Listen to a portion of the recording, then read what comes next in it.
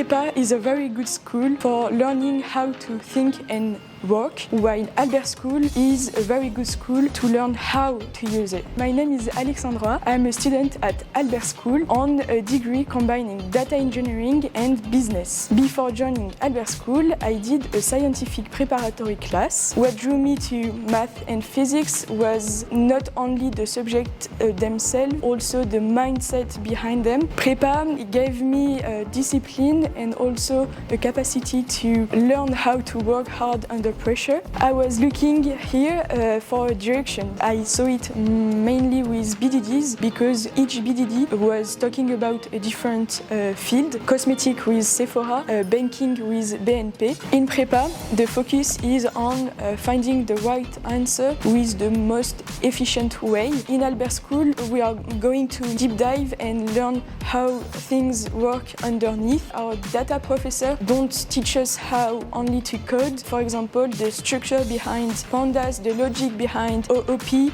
The real question isn't if Prepa is good, because it is, but whether it is for you. And Albert School is for students that want to learn things that are very close to the real world and to have an impact directly.